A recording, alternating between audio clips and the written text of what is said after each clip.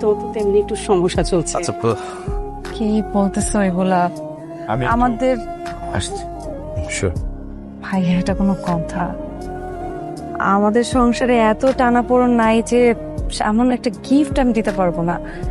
তোমাদের মতো হয়তো এত ভালো অবস্থা না, কিন্তু আমি যেভাবে আছি, আমাকে যেভাবে রেখেছে, আমি খুব সুখে আছি ভাইয়া। না না, বিষয়টা হয়েছে কি, সুমন্ত টিউশনি করে সংসার চালায়, তাই ও বলেছে, তুই এটা অন্যভাবে নিস না। আয়। সুমন টিউশনি করে যেই টাকা বেতন পায়, একসময় তো একদিনই হাত করাচ্ছিল আমাদের নীলা। আস্তে কথা বলো না। আচ্ছা এক কাজ করি, আমরা সবাই কেক কাটি, সবাই যেহেতু চলে এসে, আসো আসো, তুমি চলে এসো। নীলা আসো আসো। মামুনি, এখন আমরা কেক কাটবো, এসো। আয় তুই বসে আছো কেন? যাও ফ্রেশ হয়ে আসো।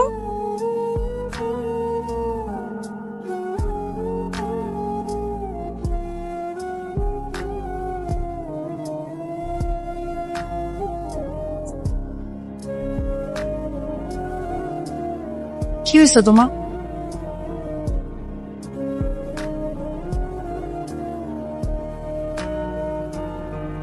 নীলা, আই এম সরি।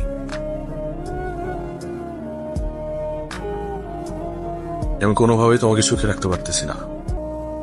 কি আবল তাবল বলতেছো? আমি তো সুখেই আছি।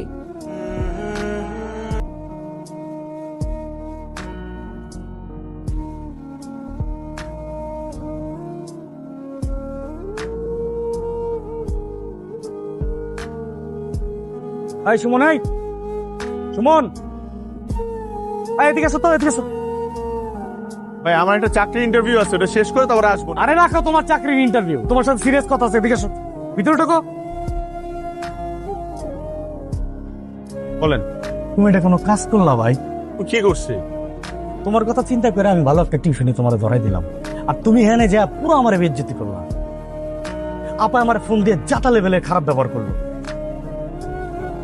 কি চুপ করে আছো কেন? হ্যাঁ, তোমার কেন আমি টিউশনি করতে পাঠাইছি নাকি মহিলার হাত ধরতে পাঠাইছি? স্যার আমি আসি। কই যাও? স্যার নাস্তার ব্রেক নেবেন না? নাস্তা দিছে আমাকে, ব্রেক নিলে আমি নিব। তুমি কোথায় যাচ্ছ?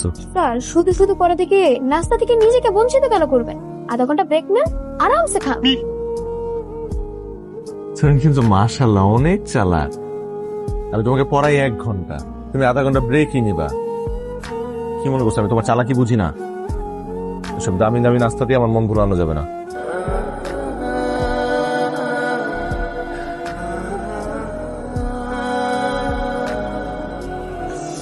কি ব্যাপার?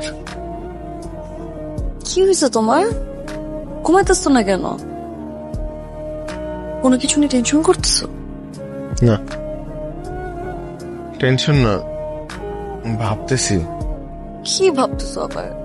তোমার অভাব 20,000 টাকা, আমার 50। আর যে কোটিপতি, হেরও কিন্তু অভাব আছে। হ্যাঁ, শুধু টাকার অঙ্কটা বল। আমি না বুঝতেছি না, আপনার সাথে কথা বলতে এসে আমি আওলাই যেতেছি।